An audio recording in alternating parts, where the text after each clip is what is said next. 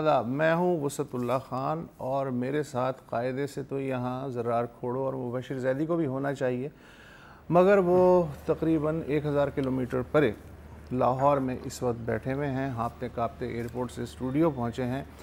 دل تو میرا چاہ رہا ہے کہ جس طرح باقی چینلز نے بھی آج JIT نے کیا دیا، کون سا سٹیٹمنٹ، اس میں کیا کہا، حسین نواز نے کیا کیا، اس سے شروع کروں، لیکن میرے پاس اس سے بھی بڑی ایک کہانی ہے۔ ایک صاحب ہیں محمد اقبال، عمر ہے ان کی 59 سال، ٹوبہ ٹیک سنگھ کے رہائشی تھے، 5 بیٹے اور 3 بیٹیاں۔ نائب قاصد تھے وزارت داخلہ میں، چودھری نثار علی خان کی وزارت داخلہ میں۔ وہ G10-1 اسلام آباد میں ایک کوارٹر تھا ان کا۔ 4.5 مہینے پہلے انہوں نے چھٹی کی درخواست دی جو منظور ہو گئی۔ 4.5 مہینے بعد وہ 22 مئی کو آئے، جوائننگ دی، اور جوائننگ کے ساتھ ہی 1 سال کے لیے LPR یعنی لمبی چھٹی کی درخواست دے دی، اور ساتھ ہی ایڈمن آفیسر جو تھا اس سے ریکویسٹ کی کہ جناب میں تو لمبی چھٹی پہ جا رہا ہوں، میری جگہ میرے بیٹے کو ملازمت دے دیں تو بڑی مہربانی ہو گئی، نائب قاصد ہی تو ہے۔ ایڈمن آفیسر نے کہا کہ بھائی صاحب ضابطہ یہ ہے کہ باپ اگر دوران ڈیوٹی مر جائے تب ہی اس کے بیٹے کو ملازمت مل سکتی ہے۔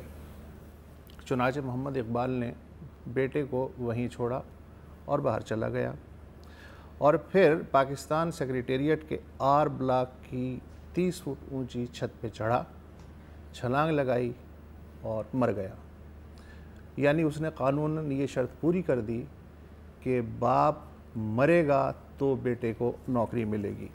پولیس تفصیلات کہتی ہیں کہ محمد اقبال اپنے بچوں کے مستقبل کے تعلق سے شدید ذہنی دباؤ کا شکار تھا۔ ظاہر ہے جس کے 5 بیٹے اور 3 بیٹیاں ہوں اور نائب قاصد بھی ہو تو ایسا ہی ہوگا، اس لیے وہ اپنے بیٹے کی ملازمت چاہتا تھا تاکہ وہ جو سرکاری کوارٹر ہے وہ اس کی ریٹائرمنٹ کے بعد بھی اس کے بیٹے کے توسط سے اس کے پاس رہے، اس کی چھت برقرار رہے۔ تو اس میں بہت سارے مسائل اس کہانی میں ایک ساتھ گدھ گئے ہیں۔ زرار صاحب اور مبشر صاحب کیا فرمائیں گے آپ؟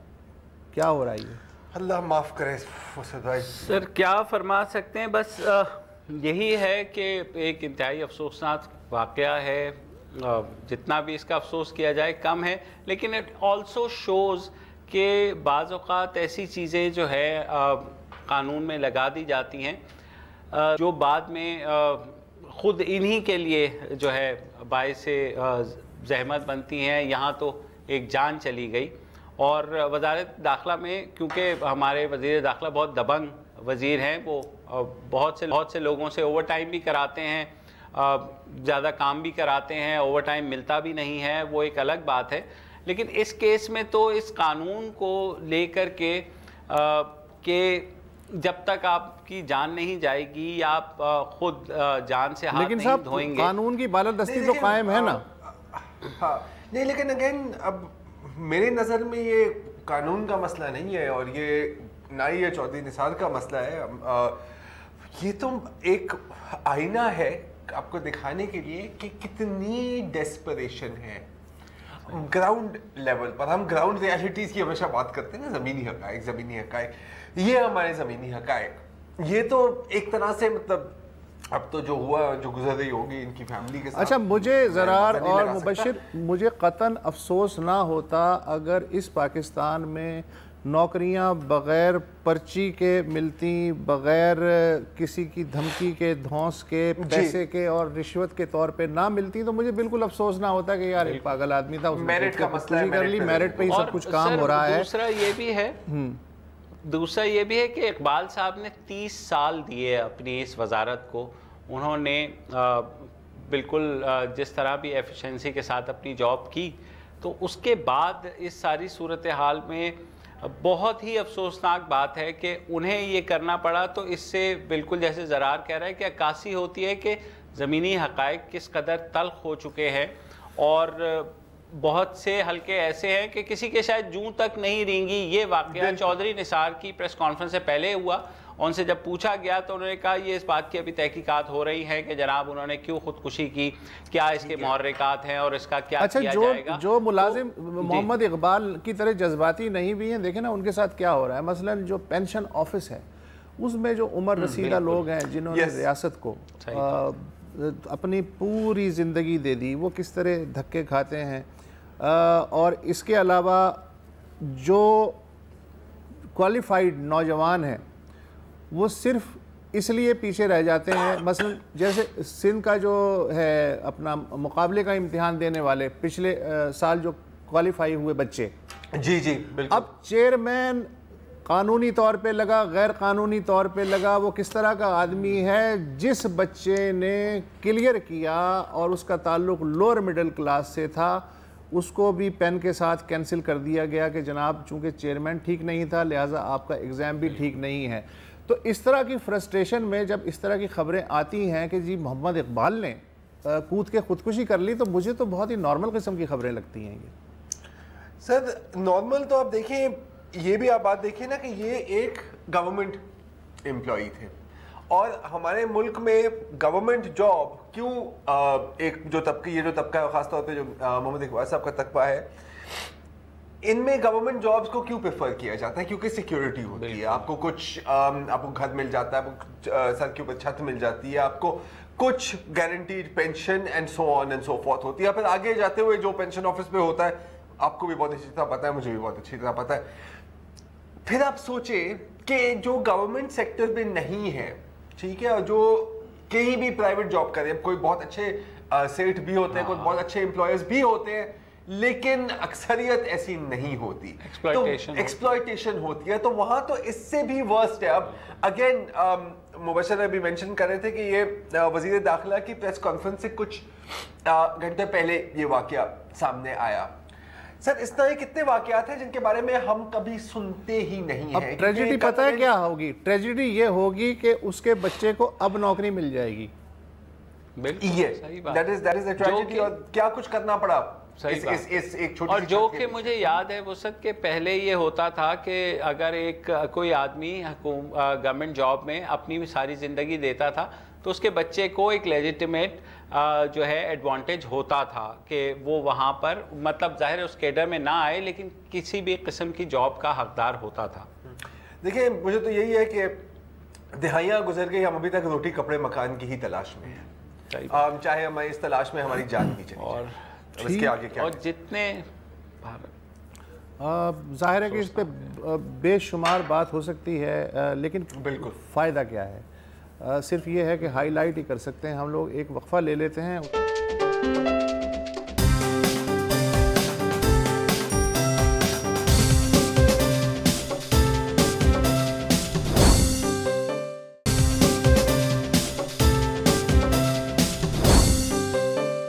Welcome back.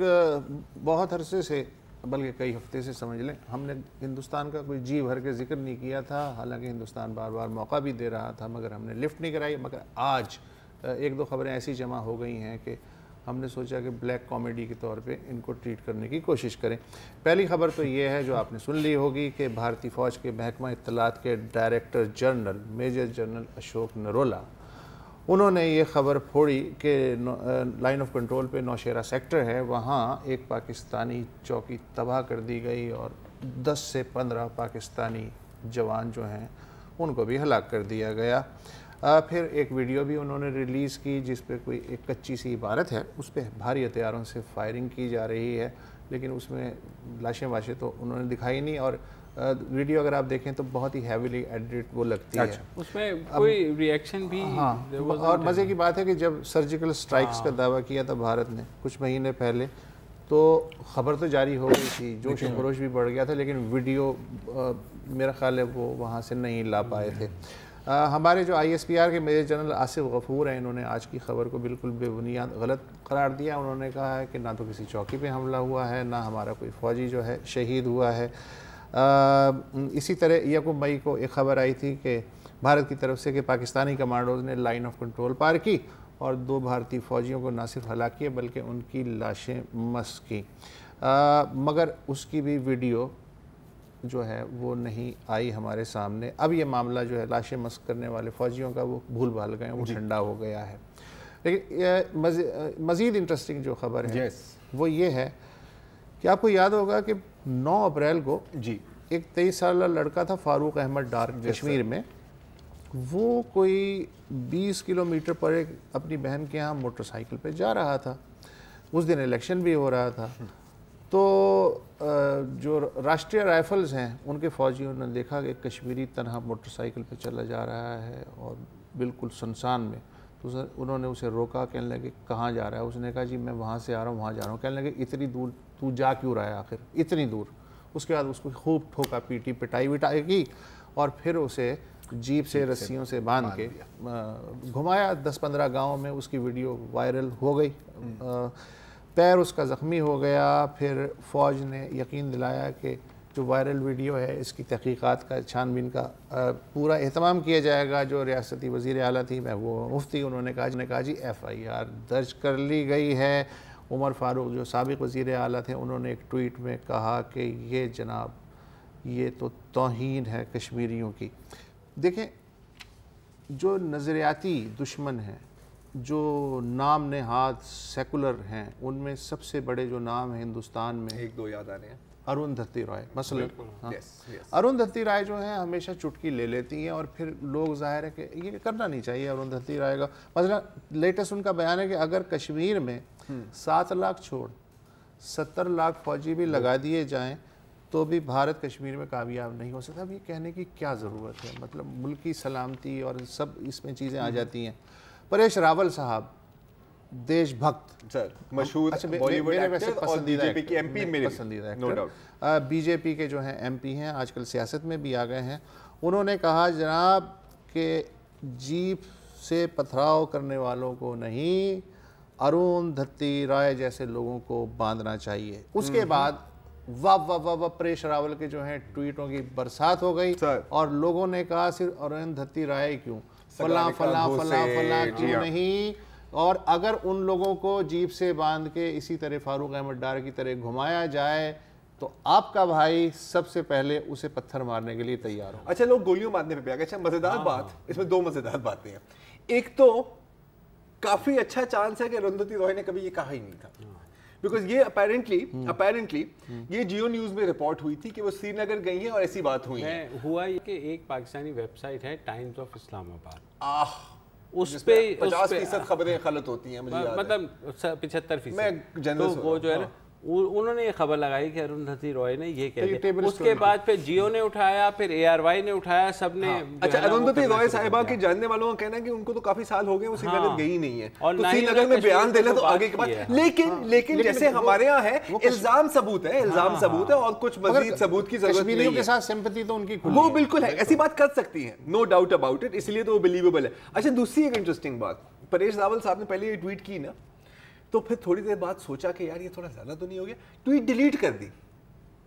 پھر لوگوں نے کہا کہ سر آپ کیوں ڈر گئے ہیں, ہم تو کہتے ہیں پتھر چیز کیا ہے, آپ گولی ماری ہے, ٹھیک ہے نا, قدم بڑھاؤ پریش راول. پھر اس نے دوبارہ ری پوسٹ کی بڑے فخر کے ساتھ. دس از دی سچویشن. مجھے لیکن چلو یہ تو ٹویٹر کی بات ہے نا, جو ٹریڈیشنل میڈیا ہے آج جو خبریں جس طریقے سے چلائی ہیں کہ پاکستان کی پوسٹیں تباہ کر دیں اور یہ کر دیا, مطلب مورال بوسٹنگ بھی کوئی چیز ہوتی ہے بھائی. سر کیا کس چیز کا مورال ہوتا ہے یار؟ نہیں وار میں سب سے پہلی کیجوالٹی ٹروتھ ہوتا ہے. نہیں آئی نو, جب پرماننٹ وار ہے تو پھر تو پرماننٹ کیجوالٹی ہے نا, پرماننٹ کیجوالٹی ہے نا. لیکن کسی نے کسی ایک جرنلسٹ سے مڑ کے نہیں پوچھا کہ جی یہ آپ جو بتا رہے ہیں, اور وہاں سے ڈینائل بھی آ گیا ہے. تو اس دفعہ انہوں نے چلاکی یہ کی جو پہلے جو کس ملک میں بائی میں جرنلسٹ مڑ کے پوچھتا ہے ایسی خبروں کے بعد. سر یہی ہے نا سر, دیکھیں قومی سلامتی سر نظریاتی سرحد ہے, وہ بہت یوزفل چیزیں ہوتی ہیں, ہر ملک کو آگے پیچھے کرتے ہیں, ہر ملک میں. اور کبھی کبھی یار مطلب ایسی چیزیں دیکھ کے, مطلب یہ تو بڑا ایک ایکسٹریم ایگزامپل ہے جو انڈیا میں ہو رہا ہے. ہمارے یہاں پھر بھی I think lot of more voices would speak up, maybe, I hope so. کبھی کبھی مجھے پکا ہوتا ہے کہ یار ہم وہ جڑوا بچے ہیں جو کسی کمبھ میلے میں بچھڑ گئے. یہ محمد حریف نے ابھی کہا ہے اس نے اسی طرح کی بات وہاں لندن میں. میں یوزلی وہ لاکٹ کی بات کرتا ہوں, لیکن چلیں کمبھ میلے کی بات بریک لینی ہے کیونکہ اس کے بعد ہم نے. اچھا بریک.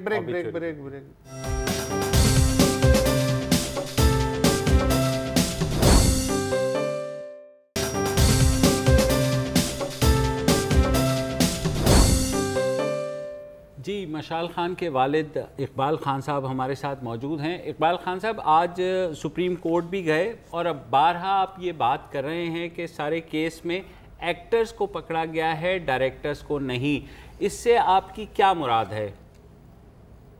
بسم اللہ الرحمن الرحیم۔ اس سے مراد یہ ہے کہ جو اس بات کو دیکھے نہیں جی کہ جس دن یہ واقعہ ہوا تھا 10 بجے سے لے کر 3 بجے پر یہ اختتام پذیر ہوا، تو وہاں پر جو ہے نا سیکورٹی والے تھے، پولیس والے تھے، انتظامیہ تھی، تو ان تمام میں سے کسی نے بھی اس واقعے کو روکنے کی کوشش نہیں کی اور نہ حکام بالا کو اس کی خبر دی۔ تو ہم ان چیزوں کو دیکھ کر یہی اندازہ لگا رہے ہیں کہ یار اس میں اندر سے کوئی ملوث ہے۔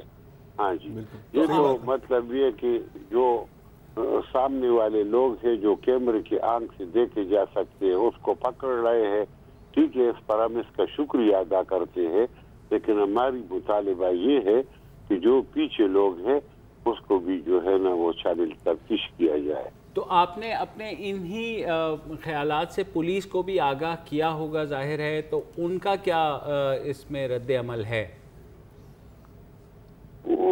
ہم نے تو یہ بتایا آج سپریم کورٹ میں جو ہے نا چیف جسٹس صاحب کے سامنے جو یہ بات ابھی میں نے کہی اسی طرح، تو چیف جسٹس صاحب جو ہے نا اس نے بھی یہی کہا کہ ٹھیک ہے یہ بات صحیح ہے کہ آگے جو ہے نا ان لوگوں کو بھی شامل تفتیش ہونا چاہیے۔ یہ واقعی غور والی بات ہے، غور طلب بات ہے۔ اچھا اقبال خان صاحب، آپ کے جو وکیل تھے خواجہ اظہر رشید، ان کی جانب سے آج عدالت کو بتایا گیا کہ آپ کی جو صاحبزادیاں ہیں وہ اب تعلیم حاصل کرنے گھر سے باہر جانے میں دشواری محسوس کر رہی ہیں، اور ظاہر ہے کہ ایک ڈر اور خوف کی جو فضا ہے، تو یہ چیز آپ کی فیملی بدلی ہوئی فضا کو فیل کر رہی ہے یا اس کی واقعی وجوہات ہیں یہ سمجھنے کی کہ اب ان کا باہر جانا ایون کالج یا اسکول تک جانا بھی انسیکیور ہو گیا ہے؟ اصل مسئلہ سر یہ ہے کہ جو واقعہ جس دن ہوا ہے تو اس کے بعد جو ہے نا میری بیٹیاں جو ہے وہ اسکول اور یونیورسٹی میں نہیں گئی ہے، تو اس کی بڑی وجہ یہ ہے کہ جو یونیورسٹیاں ہے یا اسکول ہے اس میں یعنی تحفظ نہیں ہے۔ علم تو اچھی چیز ہے، علم کے لیے جانا چاہیے اور تمام لوگوں کو علم حاصل کرنا چاہیے، لیکن طالب علموں کی حفاظت بھی کرنی چاہیے۔ اور دوسری بات یہ کہ علم سے زیادہ پھر انسان کی زندگی اہم ہے۔ تو یہ تو دیکھو جی، میرا بیٹا تو تعلیم کے لیے گیا تھا، اس نے کوئی جرم تو نہیں کیا ہے اخلاقی، اس نے تو صرف ایک سچائی کی بات کی جو اس کا حق تھا، لیکن اس کو مارا گیا۔ تو اسی طرح جو ہے نا اگر اس طرح رجحان تعلیمی اداروں میں موجود ہو تو یہ اچھی بات نہیں ہے، اور یہ تو ایسی ہے جیسا کہ باڑ لگے اور وہ فصل کو کھائے۔ تو ہم اس کے لیے اس کے تدارک کے لیے حکام بالا سے، اپنی حکومت سے جو ہم اس کا بہت تو آپ چاہتے ہیں کہ آپ اسلام آباد فار دا ٹائم بینگ عارضی طور پہ شفٹ ہو جائیں؟ آپ لوگوں کی خواہش ہے یہ تو مسئلہ یہ ہے کہ ہم تو حفاظت کی بات کرتے ہیں اپنے لیے بھی اور تمام بچوں کے لیے، لیکن جو یہ تو پھر جج صاحب جو سپریم کورٹ کی چیف جسٹس صاحب ہے اس نے یہ کہا کہ یار اس کو اگر وہاں پر اس کی حفاظت نہیں ہو سکتی تو اس کو مطلب یہ کہ یہاں اسلام آباد میں شفٹ ہونا چاہیے، یا اس کی جو ہے نا ادھر سیکورٹی بڑھانی چاہیے، یا اس نے یہ کہا کہ مثال کے طور پر ہاسٹل میں بچیاں رہے اس کی حفاظت کی جائے، تو اس نے بہت زبردست زوردار طریقے سے یہ بات کی۔ اچھا اقبال صاحب، جب مشال کا ناحق قتل ہوا اس کے بعد ہم نے دیکھا کہ ساری تمام سیاسی جماعتوں کے جو رہنما ہیں آپ کے پاس آئے، اظہار یکجہتی بھی کیا، آپ کو سپورٹ کا یقین بھی دلایا، چاہے وہ صوبائی حکومت ہو، وفاقی حکومت ہو، عمران خان صاحب خود ہوں، پیپلز پارٹی ہو، ANP ہو۔ آپ کو لگتا ہے کہ وہ ابھی بھی آپ کی پشت پر کھڑے ہیں، یا اب آپ کو لگتا ہے کہ وہ آپ کو تنہا چھوڑ تو نہیں گئے؟ یہ تو وہ آئے تھے ہمارے پاس ہمارے حجرے میں، اور لوگ بھی آئے ہیں. اس کے علاوہ جو یہ مشال خان کا قتل ہوا ہے تو سول سوسائٹی کی تنظیمیں بھی بہت آئی ہے، عام لوگ بھی بہت آئے ہیں، تمام شریف لوگ بھی آئے ہیں. تو یہ ہمارے جو سیاسی پارٹیوں کے بڑے لوگ ہیں یہ بھی ہمارے پاس آئے ہیں. تو ہم تو یہی کہہ رہے ہیں کہ اسی طرح جو آئے ہیں ہماری ملک میں جو ہے نا اپنے جو یہ بچے ہیں اس کی بھی حفاظت کرے.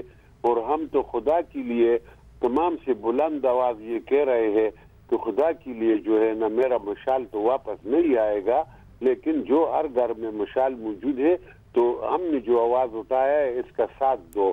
اور ہمارے حکمرانوں کو اور سیاسی پارٹیوں کو بھی چاہیے کہ وہ تھوڑا اس طرف جو ہے نا دلچسپی رکھے تو انشاءاللہ تعالیٰ ایک آغاز ہو جائے گا. اقبال خان صاحب، یہ مقدمہ چونکہ طول پکڑ رہا ہے لہٰذا یہ خدشہ بھی ظاہر کیا جا رہا ہے کہ جو گواہ ہیں، اہم گواہ، ان پہ بھی دباؤ میں اضافہ ہو رہا ہے. آپ تک اس طرح کی کچھ باتیں آئی ہیں یا نہیں؟ اسی طرح لوگ تو کہہ رہے ہیں کہ یار مطلب جو گواہ ہے، یا مثال کے طور پر پچھلے دنوں جو وہ علی نواز کا واقعہ ہوا تھا ایکسیڈنٹ والا، تو اس میں بھی لوگ کہہ رہے ہیں کہ یار اس کو مطلب یہ کہ یہ ایسا ایکسیڈنٹ نہیں ہوا ہے بلکہ اس کو مطلب یہ سامنے سے ہٹانے کی کوشش کی گئی اور اس کو گھر پر لایا گیا ہے رستم میں اور وہ اسپتال سے نکال دیا ہے. کیونکہ اس کا باپ میں نے خود سنا تھا کہ یار ایسا نہ ہو کہ اس کو بھی مشال کی طرح کوئی قتل کر دے. تو اسی طرح بات ہے. تو یہ تو اسد زرداری صاحب نے یہ بھی کہا تھا ہم سے کہ اگر اس قسم کی گواہ ہو تو بالکل آپ لوگ جو ہے نا ہمارے پاس وہ بھیج سکتے ہیں، ہم اس کی حفاظت کریں گے. لیکن وہ گواہوں سے ہمارا رابطہ تو نہیں ہے، ہم ادھر خود بہت زیادہ مصروف رہتے ہیں. جی اچھا اقبال صاحب، ظاہر ہے سیاسی جماعتوں نے آپ کو حمایت کا یقین بھی دلایا، اس کے باوجود کچھ مظاہرے شروع ہو گئے اچانک. یہ متحدہ علماء کاؤنسل آ گئی، کچھ دوسرے ایسے جو کہ لوکل سیاسی مذہبی رہنما جو ہیں انہوں نے ایک نیا احتجاج شروع کر دیا قاتلوں کی حمایت میں. تو آپ کو لگتا ہے کہ جیسے آپ نے خود بھی کہا کہ یہ آغاز ہوا ہے بہت ہی ظاہر بدقسمت واقعہ تھا یہ جس کی وجہ سے، لیکن اس ساری سوچ میں جو معاشرے کی میں تبدیلی آئی تھی وہ اس طرح کے احتجاج سے کہیں واپس تو نہیں چلی جائے گی؟ میرے خیال میں جو ہے نا یہ جو بعض لوگوں نے اس طرح کیا تھا یا کسی کے کہنے پر کیا تھا یا قاتلوں کو بچانے کے لیے کیا تھا، تو اس کے جواب میں بھی جو ہے نا اب لوگ اٹھ رہے ہیں اور لوگ جو ہے نا غم غصے کا اظہار کر رہے ہیں. اب تو بادل چھٹ گئے ہیں، ساری حقیقتیں واضح ہو چکی ہے. تو اس کے علاوہ جو روشنی والے لوگ ہیں، جو عدم تشدد والے لوگ ہیں، جو امن والے لوگ ہیں، میرے خیال میں وہ پیچھے نہیں ہٹیں گے. 21 مئی کو مشال خان شہید کا چہلم جو ہے ثوابی میں ہم نے سنا ہے کہ ایک جلسہ ہو رہا ہے، لوگ جو ہیں آنے کے لیے بیتاب ہیں. کیسا تاثر ہے وہاں پہ؟ جی بالکل، یہ جو ہے نا جلسہ جو ہے نا لوگ جو ہے نا شوق سے آتے ہیں ہمارے پاس. دیکھو ہم تو صرف غریب لوگ ہیں، ہم تو کوئی سیاستدان نہیں ہے، کوئی بڑے لوگ نہیں ہے، کوئی ہماری سیاسی پارٹی نہیں ہے کہ لوگوں کے پیچھے جو ہے نا گاڑیاں بھیجے. اپنا جیب خرچ سے یعنی اپنے وہ سے لوگ محبت سے آ رہے ہیں اور خود ہمارے پاس روزانہ لوگ جوک در جوک آتے ہیں کہ ہمیں کام بتاؤ، ہم کیا کام کریں. تو میرے خیال میں اتنا تو منظم پارٹیوں کا بھی نہیں ہوگا جتنا محبت سے اور پیار سے لوگ ہمارے پاس، کیونکہ اس واقعے سے لوگ بہت دردمند ہوئے ہیں. اور جو ہم نے آواز دیا ہے کہ یار جی اپنے گھر میں اپنے بچوں کا حفاظت کرو، حکومت سے مطالبہ کرو، ہمارے آواز کے ساتھ آواز ملاؤ، تو اب لوگ سمجھ گئے ہیں اس بات کو. اقبال خان صاحب ہم سے بات کرنے کا بہت بہت شکریہ. سلامت رہیے.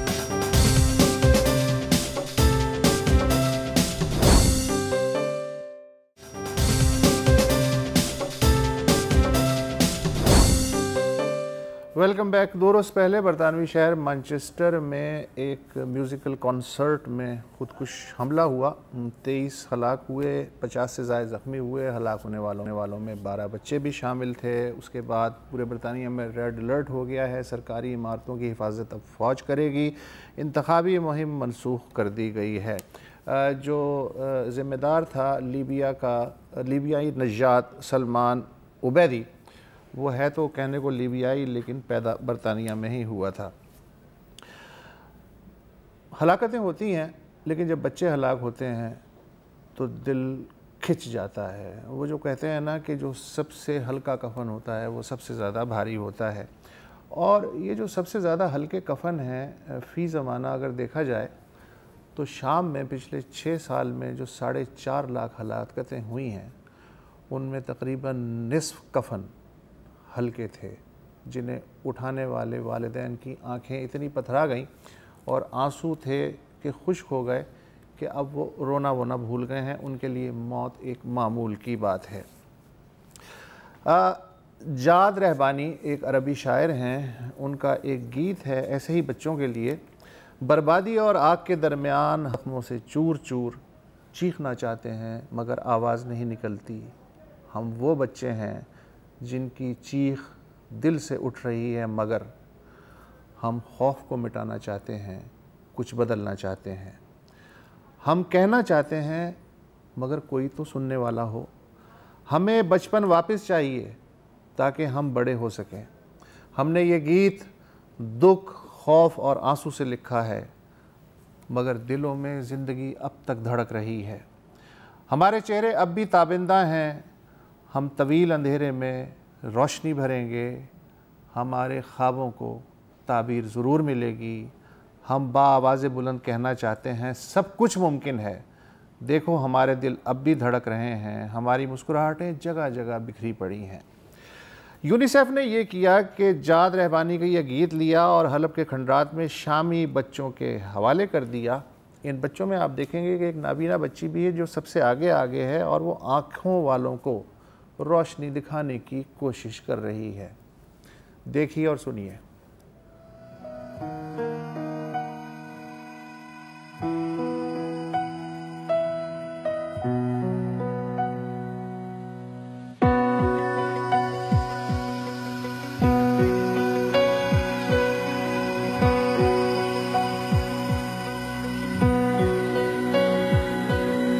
من قلبي دمار ونار جرح كبير.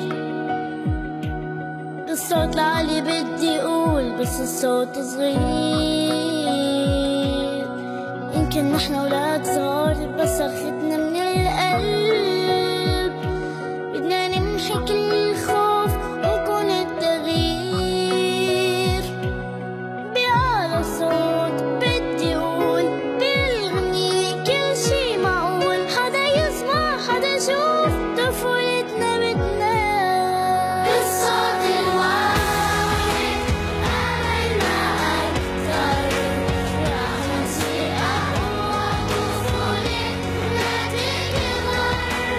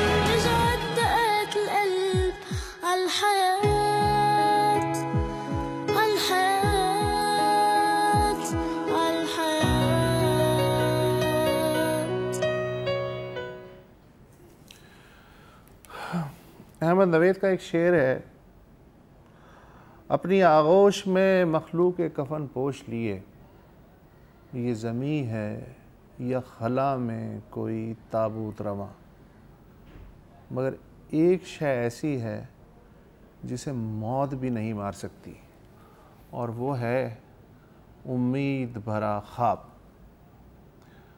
آج کے لیے اتنا ہی، کل پھر ملاقات ہوگی۔